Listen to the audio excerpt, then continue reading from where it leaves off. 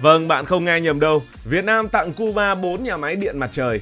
Đây không chỉ là chuyện xây vài cái nhà máy mà là một lát cắt thú vị của lịch sử, của tình nghĩa giữa hai quốc gia và là cả một bài toán năng lượng cực kỳ thực tế của Cuba. Hãy tưởng tượng như thế này cho dễ hiểu. Một người bạn cũ từng giúp bạn trong giai đoạn khó khăn nhất trong cuộc đời. Nhiều năm sau khi bạn khá lên, bạn quay lại giúp họ. Nhưng không phải bằng lời nói, mà bằng thứ họ đang thiếu nhất. Với Cuba lúc này, thứ họ thiếu không phải là tiền hay là lời động viên. Thứ họ thiếu chính là điện. Và Việt Nam đã chọn một cách rất thực tế, tặng luôn nhà máy điện. Nhưng tại sao lại là 4 nhà máy điện? Quy mô của nó ra sao? Giúp được Cuba như thế nào? Và vì sao lại là điện mặt trời? Trước hết hãy xem những nhà máy này nằm ở đâu. Câu chuyện bắt đầu từ một cái tên nghe khá lạ tai, bởi vì thực ra với người Việt Nam thì Havana là cái tên quen nhất, còn những chỗ khác có lẽ chỗ nào cũng lạ tai. Đó là một địa điểm có tên là thị trấn Yaruco, nằm ở phía đông thủ đô Havana, trung tâm lớn nhất của Cuba, cách khoảng 30-40 cây số, tức là chỉ tầm 1 giờ di chuyển bằng ô tô. Ví cho dễ hình dung thì nơi này cũng giống những nơi gần Hà Nội như là Bắc Ninh hay là Hưng Yên chẳng hạn, không nằm ở trong lõi trung tâm nhưng vẫn đủ gần để kết nối trực tiếp với các khu vực đông dân và tiêu thụ điện lớn nhất của cả nước. Chính vì nằm sát thủ đô Havana nên vị trí này rất chiến lược. Điện sản xuất ra có thể được đưa thẳng vào nơi đang cần nhất, không cần phải truyền tải đi quá xa, giảm hao hụt và tăng hiệu quả. Đồng thời khu vực này cũng có địa hình khá bằng phẳng, nắng nhiều quanh năm và hạ tầng điện tốt hơn nhiều vùng khác của Cuba, nên cực kỳ phù hợp để đặt nhà máy điện mặt trời. Đây là nơi dự án đầu tiên được khởi công, nhưng nó không chỉ là một dự án đơn lẻ. Việt Nam không chỉ xây một nhà máy rồi dừng lại, kế hoạch là xây tới 4 công viên điện mặt trời. Mỗi công viên có công suất khoảng 20 MW và nếu cộng lại, tổng công suất lắp đặt khoảng 80 MW. Nghe con số này có thể không quá ấn tượng so với những siêu dự án hàng nghìn MW ở Trung Quốc hay Trung Đông, nhưng với Cuba, nó giống như một nguồn oxy mới cho hệ thống điện đang hụt hơi giữa lúc Cuba ở trạng thái cấp cứu.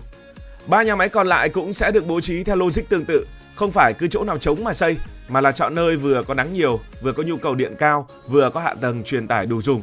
Nói nôm na, điện làm ra phải đến được nơi đang khát điện nhất. Nhưng tại sao lại là điện mặt trời mà không phải là điện khác? Thì hãy nhìn vào bản đồ. Cuba nằm gọn trong vùng Caribe, một trong những vành đai nắng của hành tinh. Mỗi năm quốc gia này có khoảng từ 2.500 đến 3.000 giờ nắng, tức là trung bình mỗi ngày có từ 6 đến 8 tiếng ánh sáng mạnh đủ để phát điện. Phải lưu ý ở đây là ánh sáng mạnh. Để mà dễ hình dung thì lượng nắng này cao hơn đáng kể so với nhiều khu vực ở Việt Nam. Điều đó có nghĩa là nếu đặt các tấm pin mặt trời ở đây, chúng gần như được bật công tắc miễn phí mỗi ngày. Với những quốc gia khác, điện mặt trời là lựa chọn, còn với Cuba, nó gần như là một tài nguyên sẵn có chưa được khai thác hết. Nắng mà. Nhưng vấn đề của Cuba không chỉ là nắng hay là không nắng, vấn đề nằm ở chỗ hệ thống điện của họ đang phụ thuộc rất nặng vào nhiệt điện chạy dầu, mà dầu thì Cuba không tự chủ được. Họ phải nhập khẩu dầu, chủ yếu từ các đối tác như Venezuela trước đây, còn bây giờ thì cũng nhỏ giọt rồi. Khi nguồn cung ổn định, hệ thống vẫn chạy được, nhưng chỉ cần nguồn dầu bị gián đoạn hoặc giá dầu tăng cao là cả hệ thống điện lập tức bị đuối. Nhà máy không có nhiên liệu để chạy và hệ quả thì rất đơn giản, đó là mất điện và cắt điện. Thực tế có những giai đoạn Cuba phải cắt điện luân phiên trên diện rộng, có nơi mất điện từ 6 đến 10 tiếng mỗi ngày, rồi thậm chí còn lâu hơn nữa. Bạn cứ hình dung một cuộc sống khi điện không ổn định, nhà máy thì không thể chạy được, cửa hàng không thể kinh doanh, bệnh viện phải phụ thuộc vào máy phát dự phòng, mà máy phát dự phòng cũng phải chạy bằng dầu chứ bằng cái gì. Nền kinh tế gần như bị bóp nghẹt chỉ vì thiếu điện. Và đây là lúc điện mặt trời trở thành lời giải gần như hoàn hảo. Điểm mạnh nhất của nó nằm ở chỗ không cần nhiên liệu, không cần nhập khẩu, không phụ thuộc vào bất kỳ tuyến vận chuyển nào. Chỉ cần có ánh nắng là hệ thống có thể vận hành. Nó giống như việc bạn chuyển từ việc phải mua nước mỗi ngày sang việc khoan một cái giếng ngay trong sân nhà của mình. Một khi đã đầu tư xong, chi phí vận hành gần như là không đáng kể. Không chỉ vậy, điện mặt trời với Cuba còn có một lợi thế cực kỳ quan trọng, đó là tốc độ. Một nhà máy nhiệt điện có thể mất 3 đến 5 năm để xây dựng, thậm chí lâu hơn nếu gặp khó khăn về vốn và kỹ thuật. Thủy điện thì còn lâu hơn nữa. Nhưng với điện mặt trời, một dự án quy mô 20 MW hoàn toàn có thể hoàn thành trong vài tháng. Điều này cực kỳ quan trọng với một quốc gia đang thiếu điện từng ngày, từng giờ và từng phút cho Cuba. Với Cuba, đây không phải là câu chuyện dài hạn, mà là một nhu cầu cấp bách giống như là cứu hỏa. Ngoài ra điện mặt trời cũng rất linh hoạt. Bạn không cần một khu vực quá phức tạp về địa hình, chỉ cần một vùng đất đủ rộng lớn, tương đối bằng phẳng là có thể triển khai. Cuba có rất nhiều khu vực như vậy, đặc biệt là các vùng ven đô. Điều này giúp mở rộng trong tương lai trở nên dễ dàng hơn rất nhiều. Hôm nay là 20 MW, ngày mai có thể là 50 và 100 MW nếu cần. Một yếu tố ít người để ý nhưng lại rất quan trọng, đó là điểm mạnh của Việt Nam. Điện mặt trời chính là nơi mà Việt Nam đã tích lũy được kinh nghiệm. Trong giai đoạn khoảng 5 năm trước, Việt Nam đã chứng kiến một cơn sốt điện mặt trời với hàng loạt dự án mọc lên khắp cả nước. Từ chỗ gần như không có gì, Việt Nam nhanh chóng trở thành một trong những quốc gia có tốc độ phát triển điện mặt trời nhanh nhất ở trên thế giới. Điều đó đồng nghĩa với việc Việt Nam đã tích lũy được cả một hệ sinh thái, thiết kế, thi công, vận hành cho đến quản lý lưới điện mặt trời. Khi mang mô hình này sang Cuba, chúng ta không bắt đầu từ con số 0, chúng ta là những người có nhiều kinh nghiệm. Chúng ta mang theo kinh nghiệm thực chiến, mang theo đội ngũ kỹ sư, nhà thầu và cả những bài học đã trả giá trong quá khứ. Điều này giúp rút ngắn thời gian triển khai, giảm sai sót và tăng hiệu quả vận hành ngay từ đầu với người anh em Cuba. Vậy 80 MW mà 4 nhà máy điện mặt trời này mang lại, nó nhỏ hay là lớn? 80 MW, con số này thì chắc chắn không phải là lớn rồi, nhưng chúng ta phải đặt nó vào bối cảnh của Cuba. Cuba có tổng công suất điện danh nghĩa khoảng hơn 6.000 MW, nhưng đó chỉ là con số ở trên giấy. Trong thực tế, rất nhiều nhà máy của họ đã cũ kỹ, xuống cấp từ thời Liên Xô. Có những tổ máy hoạt động đã vài chục năm, hiệu suất thấp hay hỏng hóc. Thêm vào đó còn là vấn đề lớn nhất là thiếu nhiên liệu như đã nói. Kết quả là công suất thực tế mà Cuba có thể sử dụng thường chỉ loanh quanh, mạnh nhất cũng từ 3.500 đến 4.500 MW, thậm chí là còn ít hơn nhiều. Và vào những thời điểm căng thẳng, con số này còn thấp nữa. Điều đó dẫn đến tình trạng cắt điện luân phiên, có nơi mất điện hàng giờ, thậm chí là cả ngày. Trong bối cảnh như vậy, 80 MW không còn là con số nhỏ nữa. Nó chiếm khoảng 2% tổng công suất điện thực tế đang hoạt động. 2% thì có vẻ ít, nhưng hãy tưởng tượng bạn đang thiếu điện trầm trọng thì thêm 2% cũng cực kỳ đáng quý. Và tích tiểu thì thành đại. Nó giống như việc bạn đang đi trên sa mạc, đang khát nước. Bây giờ đừng nói đến 1 lít nước mà 1 ngụm nước cũng quý rồi. Người Việt Nam ta có câu, một miếng khi đói bằng một gói khi no. Đặc biệt đây là điện mặt trời, không phụ thuộc vào dầu, không phụ thuộc vào nguồn nhập khẩu. Mỗi ngày chỉ cần có nắng là có điện, và Cuba lại là nơi nắng gần như quanh năm. Quan trọng hơn nữa, Việt Nam lại tặng đến 4 nhà máy. Đây cũng là một điểm đáng chú ý.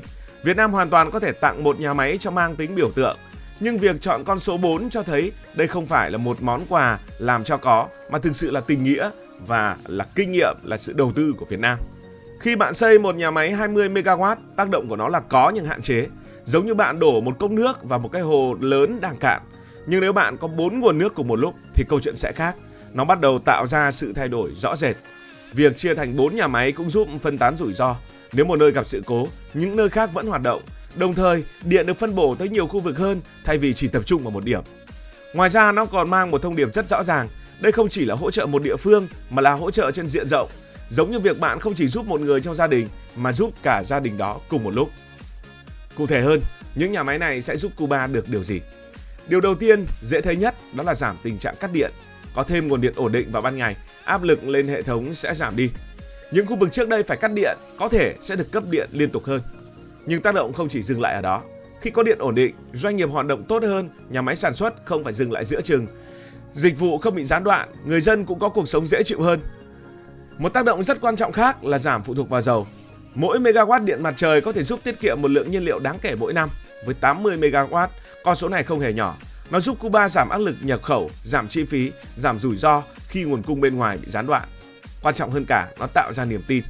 Khi người ta thấy có điện ổn định hơn, họ sẽ cảm nhận được sự thay đổi, và niềm tin vào hệ thống là thứ mà Cuba đang rất cần trong giai đoạn khó khăn này. Nghe thì có vẻ như Việt Nam mới chỉ cho đi, nhưng thực ra cái Việt Nam nhận được là thứ không đo được bằng tiền. Đó là uy tín, là vị thế, là hình ảnh của một quốc gia đã đi qua khó khăn và giờ có thể giúp đỡ người khác. Trong quá khứ, Việt Nam từng nhận rất nhiều sự hỗ trợ, trong đó có Cuba, từ khách sạn, từ bệnh viện, từ nông trường. Những thứ đó không phải là quá lớn, nhưng rất quan trọng ở bối cảnh Việt Nam khó khăn. Và một lần nữa, cũng giống như cách mà Việt Nam hỗ trợ Cuba bây giờ, một miếng khi đói bằng một gói khi no. Bây giờ, khi quay lại hỗ trợ Cuba, đó không chỉ là hành động kinh tế mà còn là sự tiếp nối của một mối quan hệ đặc biệt. Ngoài ra, đây cũng là cơ hội để Việt Nam xuất khẩu mô hình năng lượng của mình. Nếu các dự án này thành công, nó sẽ mở ra một cánh cửa cho các doanh nghiệp Việt Nam tham gia vào các dự án tương tự ở những quốc gia khác. Ngày xưa, vì Việt Nam, Cuba sẵn sàng hiến dâng cả máu của mình. Đó là thời chiến, khi sự hỗ trợ còn mang tính sống còn và liên quan đến sinh mạng. Còn ngày nay, thế giới đã khác, chiến tranh không còn, nhưng những khó khăn khác lại xuất hiện và cách giúp đỡ cũng thay đổi. Việt Nam không cần máu, Việt Nam tặng Cuba điện. Trong một thế giới mà năng lượng là nền tảng của mọi hoạt động, thì điện chính là sức mạnh. Và việc tặng điện theo một cách nào đó chính là tặng cho một quốc gia khả năng đứng vững hơn. Đó không chỉ là một món quà, đó là một câu chuyện về quá khứ, hiện tại và cả tương lai của hai quốc gia cách nhau nửa vòng trái đất nhưng lại rất gần nhau ở một thứ, đó là tình nghĩa. Nếu cảm thấy thú vị, hãy nhấn nút like và đăng ký kênh. Cảm ơn vì đã quan tâm theo dõi video này. Cảm ơn các bạn đã dành sự đồng hành cùng Hải Thanh Story đi qua những vùng đất, khám phá những điều mới.